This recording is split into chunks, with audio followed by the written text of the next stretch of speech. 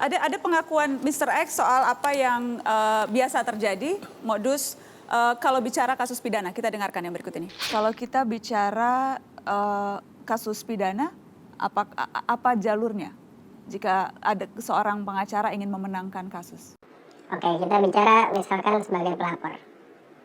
Tujuan utama dari pelapor itu adalah lawan kita gimana caranya biar dia jadi tersangka dan dia bisa masuk penjara. Awalnya semua ini dari penyidik. Gimana cara kita buat laporan polisi? Sama dengan tadi di perdata, kita harus diskusi dulu dengan orang yang bakal melakukan penyidikan. Kita mau memastikan dulu bahwa orang yang melakukan penyidikan itu memang orang yang bisa bekerja sama. Caranya gimana? Kita juga pastikan ke atasan dia bahwa atasan dia nanti akan menunjuk penyidik-penyidik yang memang sudah ya ada di pegangan dia sehingga mau bekerja sama dengan kita. Itu diberikannya juga seperti tadi di pengadilan, diberikannya langsung di awal atau bertahap untuk memastikan setiap tahapan memang semuanya menguntungkan klien? Ya, untuk pertama kali masuk pasti kita kasih dulu di awal. Namun dalam perkembangan selama penyidikan, untuk penyidiknya ya juga kita kasih operasional lah. Karena kan ya bahasa kita ya, karena mereka itu kan sudah melakukan satu kerjaan buat kita.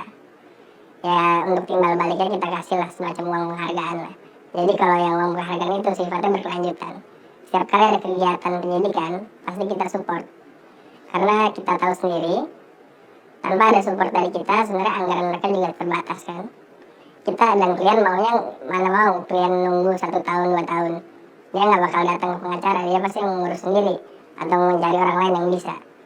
Tapi gimana cara biar cepat itu ya kita keluarkan operasional terus.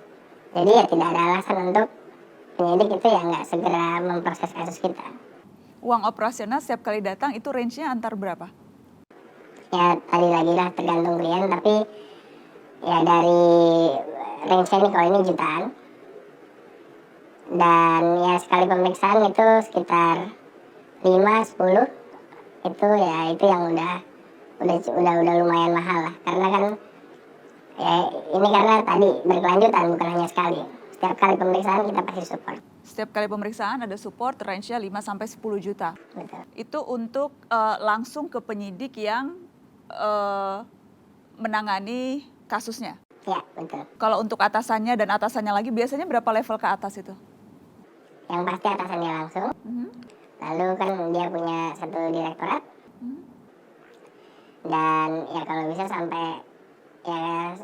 sampai paling atas.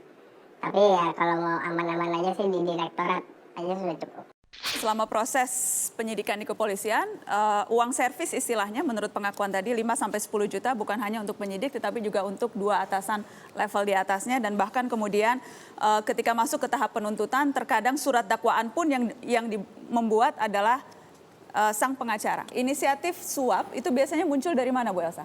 Semuanya bisa ya, dari hakimnya juga bisa, dari panitera juga, dari lawyernya juga bisa ya. Tetapi kalau kliennya lurus-lurus saja juga hal itu tidak terjadi. Nah bagi saya inisiatif itu bisa, kalau misalnya inisiatifnya dari hakim itu seperti apa? Kalau misalnya posisi kita kuat, biasanya mereka meminta. Mereka yang meminta? Mereka bukan meminta. Pengacara yang menawarkan? Kalau kita kuat untuk apa? Biasanya kan orang... Untuk jaminan supaya menang? Nggak perlu. Saya adalah lawyer yang paling banyak melapor. Bisa tanya dengan Pak Ansori, surat-surat saya bertumpuk di sana. Melapor ke KY, ke hakim yudisial. Pengawas. Apa yang Anda laporkan? Saya laporkan ini, tapi susah. Semua apa yang Anda laporkan, Bu Elsa? Ya, kejadian kasus itu, semua kronologis. Dan selalu kita laporan saya itu dinyatakan tidak masuk kategori KY. Dan kalau dari pengawas itu nggak pernah ada jawaban. Apa misalnya yang Anda laporkan? Laporan kode etik, laporan dugaan saya apa? laporin perkara ini juga aneh kan. Sebetulnya untuk mengatasi ini ya kita harus eksaminasi putusan. Kalau lihat kelakuan, kita kan bukan KPK, bisa lawan kita menyuap hakim mana bisa kita tahu. Kalau ditungguin sampai kuda gigit besi juga nggak akan saya bisa nemukan itu, dan KY bukan kewenangannya KY. Jadi saya menganjurkan untuk pembersihan ini harus ada eksaminasi putusan. Kalau putusan aneh yang udah jelas-jelas harusnya B jadi A jadi udah Dan itu kemudian kencang tercium ada aroma suap di situ. bisa kelihatan dari putusan aneh. Sekarang kita lihat perkara, saya udah pernah melapor perkara minimal tuh 6 bulan ya sudah ada putusan. Nyatanya bisa 2 tahun nggak putus-putus. Terus kemudian kita misalnya sudah menang di MA. Terus putusannya nggak pernah dikirim-kirim kita. Pernah ada perkaranya saya itu kita udah menang di tingkat pertama menang, tingkat banding menang. Baik. Terus lawan kasasi 5 tahun belum nyampe ke saya. Sampai saya lapor kemana-mana. Sampai saya terkenal jadi lawyer pelapor kemana-mana. Tapi tetap jawabannya pernah berkas juga hilang di pengadilan. Pengadilan Negeri Jakarta Pusat. Dan Anda menduga kuat itu karena ada permainan mafia di dalam. Gini, mungkin permainan. Ditahan perkaranya. Karena dia takut Baik. kalah di kasasi, dia tahan perkara saya sampai 5 tahun. Permainan itu bisa kelihatan sejak awal. Istilahnya ada sponsor, misalnya pelapor, ya.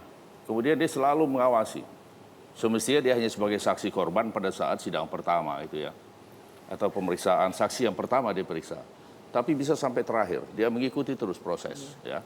Dan ini sudah ada titipan. Targetnya orang ini harus dinyatakan bersalah.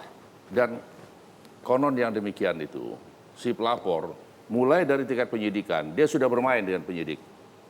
Saya sama Elsa mengatakan perlu kewenangan KY, kalaupun tidak ada lembaga khusus, tidak hanya terbatas pada perilaku, tapi juga terhadap teknis peradilan. Oke. Kenapa? Karena itu akan kelihatan dari bentuk pertanyaan hakim yang mengarah setiap si penasihat hukum akan memotong pertanyaan atau sudah mengajukan pertanyaan yang merupakan kebenaran material, itu selalu oleh si hakim berusaha dimentahkan lagi. Karena kalau ini mentah, ini tidak akan bisa dijerat. Sehingga fakta-fakta persidangan itu pun bukan material warhid yang didapat. Separuh kebenaran itu lebih buruk dari seluruh kebohongan. Lebih dari separuh hakim tidak bersih. Saya nggak menurut bisa Anda? presentasi, soalnya nggak pernah menghitung ya. Tapi Kalau saya advokat- melihat ya, Kurang lebih aja deh. nggak tahu. Kenapa masih takut? Kalau tadi hakim, Presentasi kok mesti dihitung. Tapi advokat saya lebih banyak tegaskan yang ya, bersih atau yang tidak bersih, Bu Elsa? Advokat?